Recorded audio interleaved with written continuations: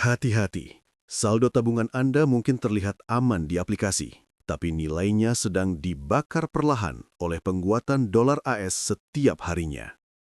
Saya ingin Anda membayangkan sebuah skenario yang dialami jutaan profesional di Indonesia saat ini.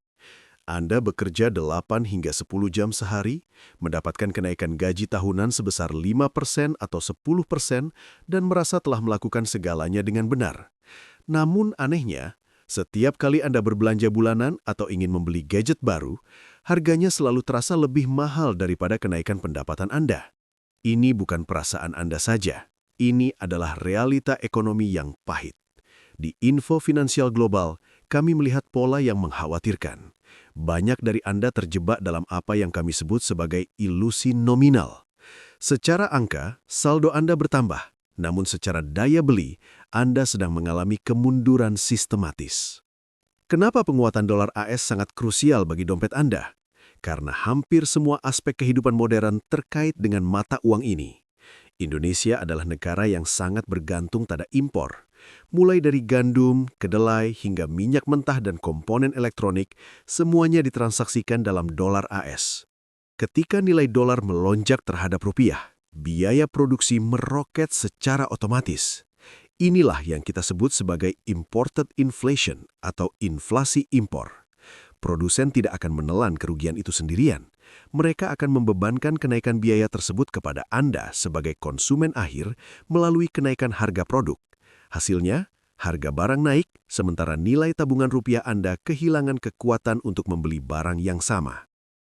Jika Anda tidak memahami mekanisme makro ini, Anda akan terus bertanya-tanya mengapa gaji Anda tidak pernah cukup meski sudah bekerja keras hingga burnout.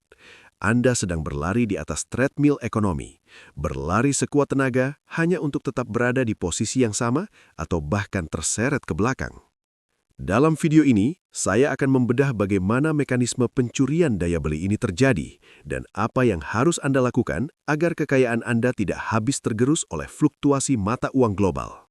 Sebelum kita masuk lebih dalam ke analisa data, pastikan Anda menekan tombol subscribe agar Anda tidak tertinggal informasi strategis untuk mencapai financial freedom di tengah ketidakpastian ekonomi global. Mari kita bedah faktanya. Mari kita bedah angka yang seringkali luput dari perhatian banyak orang, namun secara sistematis menggerus isi dompet Anda. Bayangkan, nilai tukar rupiah terhadap dolar AS melemah dari 15.000 menjadi 16.500. Di atas kertas, ini hanya selisih 1.500 rupiah atau pelemahan sebesar 10%.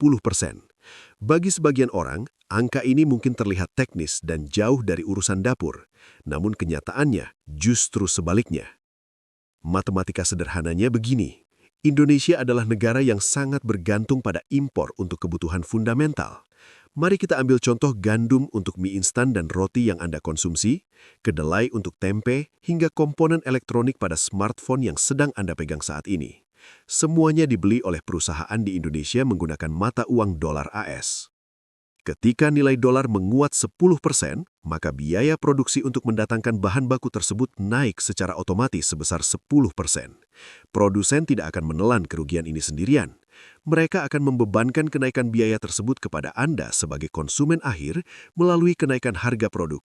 Inilah yang kita sebut sebagai imported inflation atau inflasi impor.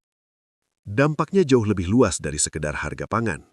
Sektor energi seperti BBM non-subsidi dan biaya logistik akan ikut merangkak naik karena harga minyak mentah dunia dipatok dalam dolar. Jika biaya logistik naik, maka harga sayur di pasar tradisional pun akan ikut naik, meskipun sayur tersebut ditanam di tanah lokal. Semuanya saling terhubung. Warning, ini adalah apa yang saya sebut sebagai pajak tersembunyi.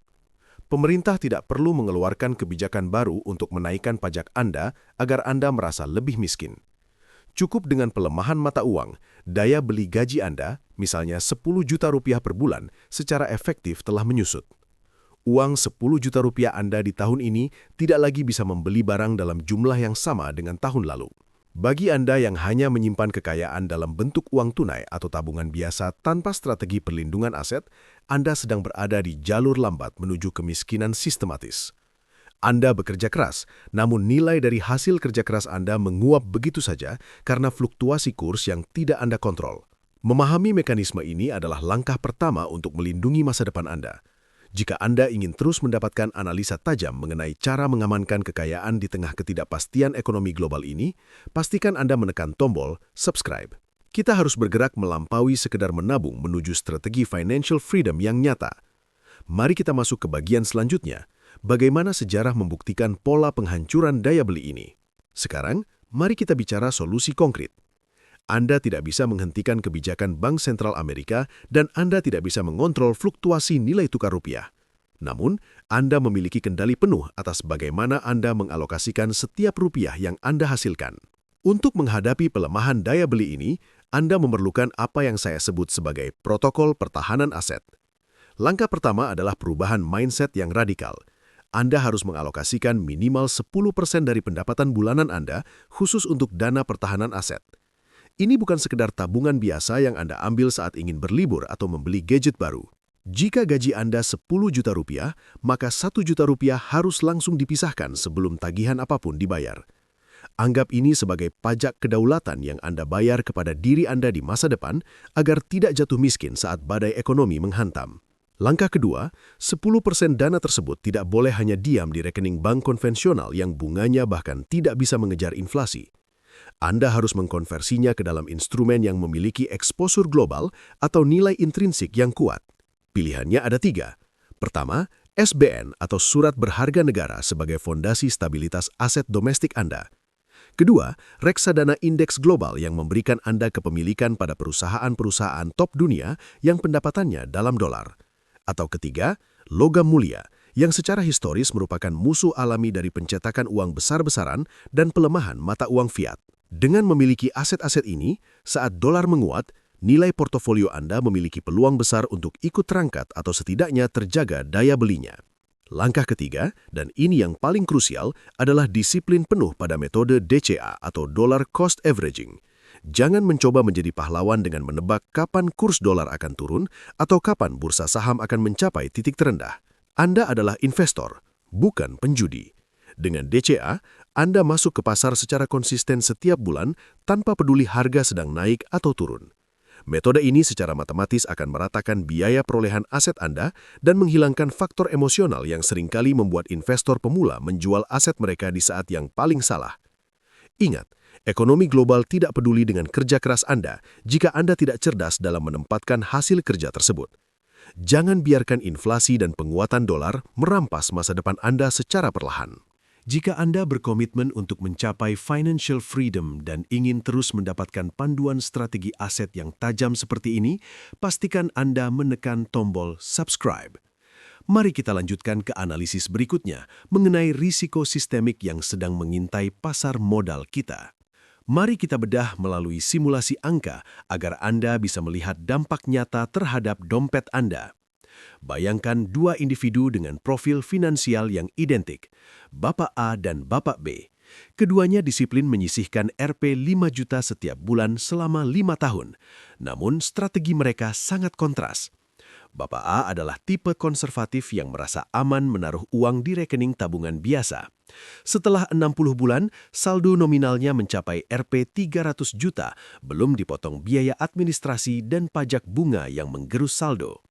Dia merasa kaya secara angka, namun realitanya, inflasi kumulatif dan pelemahan rupiah terhadap dolar terus terjadi. Jika dulu Rp 300 juta bisa membeli aset properti atau kendaraan, kini harganya sudah melonjak 20% hingga 30%. Bapak A sebenarnya sedang mengalami penyusutan daya beli. Dia bekerja keras, tapi uangnya kehilangan kekuatan untuk membeli masa depan. Sekarang, mari kita lihat Bapak B. Dia memahami risiko makroekonomi. Bapak B mengalokasikan Rp 5 juta yang sama setiap bulan namun menerapkan metode Dollar Cost Averaging atau DCA ke dalam aset yang memiliki exposure terhadap dolar seperti indeks saham global atau komoditas strategis. Dengan asumsi konservatif return rata-rata 10% per tahun ditambah keuntungan selisih kurs, nilai aset Bapak B setelah 5 tahun bukan lagi Rp 300 juta, melainkan lebih dari Rp 410 juta. Perhatikan kontrasnya, ada selisih daya beli lebih dari Rp 110 juta antara Bapak A dan Bapak B. Bapak A termiskinkan secara perlahan oleh sistem karena membiarkan uangnya mati di bank, sementara Bapak B berhasil memproteksi kekayaannya dari inflasi global. Anda harus sadar, menabung saja tidak lagi cukup di era volatilitas dolar saat ini. Anda butuh strategi yang membuat aset tumbuh lebih cepat daripada penurunan nilai mata uang. Ini bukan tentang spekulasi, ini tentang mempertahankan hasil kerja keras Anda. Jika Anda ingin memahami cara menyusun portfolio yang tahan banting terhadap guncangan dolar demi mencapai financial freedom, pastikan Anda menekan tombol subscribe pada channel Info Finansial Global ini. Mari kita lanjutkan ke analisis berikutnya mengenai risiko sistemik yang sedang mengintai pasar modal kita. Sebagai penutup, mari kita sadari satu kenyataan pahit. Di era ketidakpastian makroekonomi saat ini, menyimpan uang tunai di bawah bantal atau sekedar menumpuknya di tabungan biasa bukanlah sebuah strategi, melainkan sebuah kerugian yang terencana. Anda harus mengubah paradigma berpikir Anda. Anda bukanlah sekedar penyimpan uang, Anda harus bertransformasi menjadi seorang pemilik aset. Mengapa? Karena ketika dolar menguat dan rupiah melemah, daya beli Anda sedang dicuri secara perlahan namun pasti oleh inflasi global. Jika uang yang Anda miliki tidak tumbuh lebih cepat daripada angka inflasi, maka secara matematis kekayaan Anda sebenarnya sedang menyusut setiap detiknya. Pertanyaannya sekarang adalah, apakah Anda akan tetap pasif menunggu daya beli Anda tergerus, atau Anda akan mengambil tindakan hari ini? Dunia keuangan tidak akan menunggu Anda merasa siap atau menunggu Anda memiliki waktu luang. Krisis dan pergeseran nilai mata uang tidak pernah mengirimkan surat undangan kepada Anda. Strategi terbaik untuk melindungi kerja keras Anda adalah dengan menempatkan modal Anda pada aset produktif yang memiliki nilai intrinsik, entah itu melalui instrumen investasi yang terukur, kepemilikan bisnis atau komoditas yang mampu bertahan dari guncangan inflasi. Langkah pertama menuju kemandirian finansial adalah berhenti berharap bahwa kondisi ekonomi akan membaik dengan sendirinya. Mulailah mengelola portofolio Anda seolah-olah masa depan Anda bergantung padanya. Karena memang begitulah kenyataannya. Jika Anda serius ingin membangun pertahanan finansial yang kokoh dan tidak ingin tertinggal oleh dinamika ekonomi global yang semakin kompleks, pastikan Anda telah menekan tombol subscribe pada channel Info Finansial Global. Di sini, kita akan terus membedah risiko sistemik dan peluang nyata agar Anda tetap menjadi pemenang dalam permainan ekonomi ini. Sampai jumpa di analisis berikutnya. Pastikan Anda bertindak sekarang.